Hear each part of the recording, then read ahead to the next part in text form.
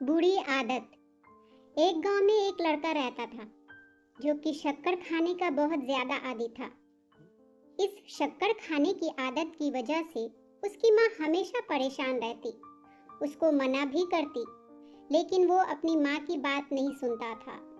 उसी गांव में एक बुजुर्ग रहते थे जिनकी बात वो बच्चा खूब मानता था और उनकी बहुत इज्जत भी करता था। एक दिन उस बच्चे की माँ ने अपने बच्चे को अपने साथ लेकर उस बुजुर्ग के पास गई। वह बुजुर्ग एक पेड़ के नीचे बैठे हुए थे। उस बुजुर्ग को जाकर अपने बच्चे की कारनामे बताने लगी कि यह शक्कर खाना नहीं छोड़ता।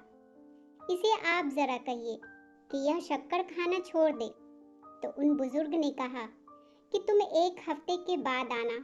उस बच्चे की माँ को थोड़ा सा अजीब तो लगा, लेकिन वो वहां से चुपचाप चली गई। एक हफ्ता गुजर गया और फिर उस माँ ने अपने बच्चे को उन बुजुर्ग के पास लेकर आई। वह बुजुर्ग पेड़ के नीचे ही बैठे हुए थे और जैसे ही उस बच्चे को उन्होंने देखा, सिर्फ इतना ही कहा कि बेटा, अब से तुम शक्कर खाना छोड़ दो। वो बच्चा उनकी बात को मान लेता है, लेकिन उसकी माँ हैरान थी कि यह बात तो बुजुर्ग उस दिन भी तो कह सकते थे। एक हफ्ते पहले जब मैं आई थी इनके पास, उस बच्चे की माँ ने बुजुर्ग से पूछ ही लिया कि आप तो उस दिन भी कह सकते थे, यह बात आज ही क्यों कहा और इतना लंबा समय क्यों लिया। वो बुजुर्ग क्या कहते, जरा ध्यान से सुनिएगा। तो उन बुजुर्ग ने कहा कि बेटी, मैं उन दिन खुद शक्कर खाता था, इसलिए मैंने उसको कुछ भी नहीं कहा। जब एक हफ्ते के बाद मैंने शक्कर खाना छोड़ दिया, तब मैंने इसको शक्कर खाने से मना किया है। दोस्तों, आप लोगों ने ज्यादातर देखा होगा कि घर में जो बड़े लोग होते हैं वह अपने से उम्र में छोटे लोगों को या बच्चों को कहते हैं यह काम मत करो, लेकिन वह खुद करते हैं। तो सोचो उनके बात का बच्चों पर क्या असर पड़ेगा।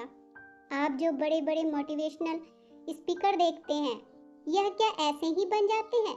नहीं, ये पहले अपने आप को बदलते हैं, तभी लोग इनकी बातों को मानते हैं और उनकी बातों पर अमल भी करते हैं। याद रखें, सबसे पहले अपने आप को बदलिए, दुनिया खुद ब खुद बदल जाएगी। दोस्तों, आपको ये कहानी कैसी लगी हमें कमेंट में ज़रूर बताएं।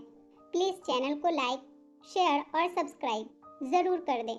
एक नई कहानी के साथ मैं आपसे फिर मिलूंगी। इस कहानी को सुनने के लिए आपका बहुत बहुत धन्यवाद।